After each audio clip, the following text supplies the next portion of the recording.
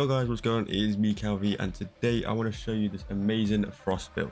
Now this frost build just makes life 10 times easier when doing anything, and even high tier content. I do this a lot when I'm doing long runs of Void Cascade, going into the thousands, even like sometimes going into the 8,000s, and I've used this and still had no problem with this. And then you can use this in easy content as well, just to make stuff easier for you. So let's get straight to it. So frost. So now the abilities that we have. So obviously we have our freeze, our one. The reason why I want to use this is because we have the augment of freeze force. It's a hold to cast, so this will grant all allies within 15 meters an additional 100% cold damage to their attacks.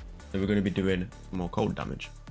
Our second ability is raw, just because who doesn't like the extra damage? I couldn't think on what else I would want to put on this, and I kind of like raw because I can just pop it, leave it. Don't have to keep activating it and stuff like that. Next is our snow globe. Now this is actually kind of nice for when you're doing Void Cascade and you're just getting overwhelmed with enemies, because it'll just push the enemies out. So when loads of enemies are on the Exilizer, you can just push them out, and then it just makes life 10 times easier. You push them, you could use your snow globe, use your 4, and then just spray everything because they're frozen. And last but not least is avalanche. So it summons a treacherous landslide of ice that instantly freezes and shatters all enemies in its radius. So what this does is it will freeze them, it will also armor strip them, because on this build we have 120% armor reduction.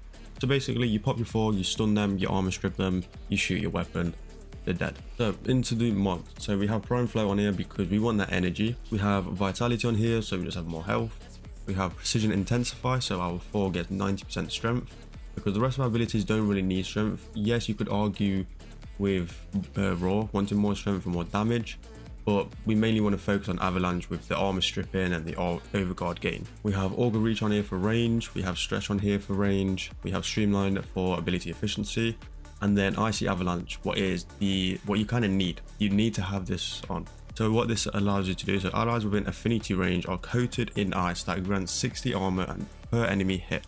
Overguard increased by 20% of your armor once per enemy.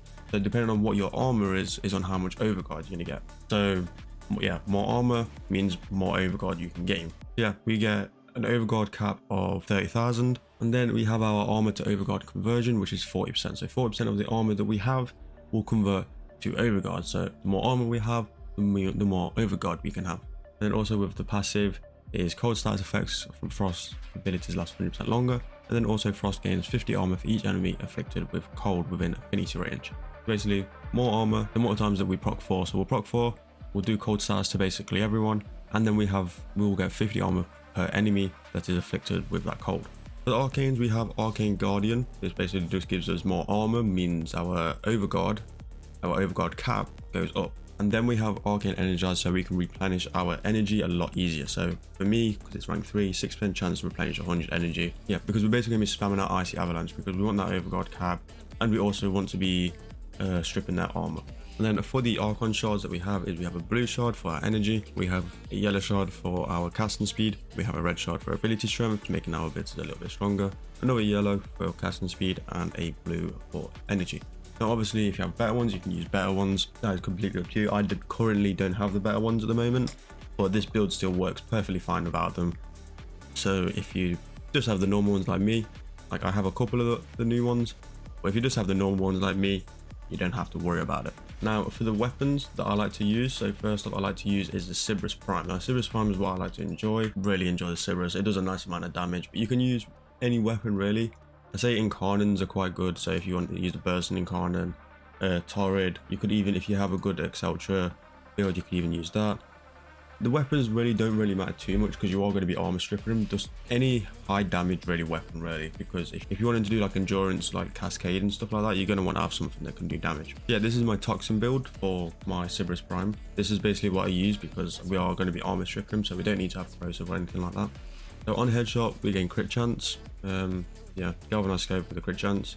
I have a ribbon on here. Obviously if you don't have a ribbon, you don't have to use a ribbon. For example, like more multi-shot or something like that. Yeah, because I have a ribbon, this is the ribbon that I use. Just to have damage, I have great damage, I have fire rate.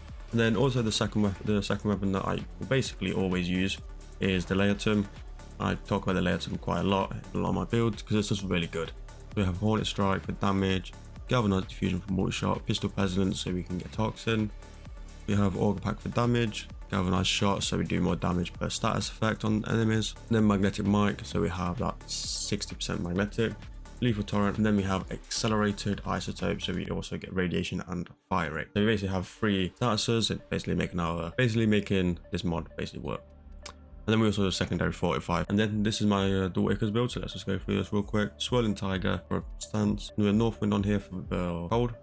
We have Condition Overload on here, so we have 8% melee damage, but status type affecting the target. We have Reach on here for range, Prime Pressure Point for damage, Blood Rush on here for crit chance plus multiplier, and then Galvanized Steel, so we also get crit chance and also 120% crit damage. Magnetic Rush, so we get 60% magnetic plus 20% attack speed, and then Berserk Fury for attack speed. And then for our companion we have is the Panzer. The reason why I just use the Panzer, the viral is amazing to have. Just seeing everyone being stacked with viral, and then also you're also armor stripping them so that it's going to do a little bit more damage if you're against like Grenadier or something. And then also we just have resource retriever to get that extra pickup. If you guys did enjoy this video, make sure you drop a like, comment down below on what you would like to see next. Also subscribe to the channel, would be very much appreciated.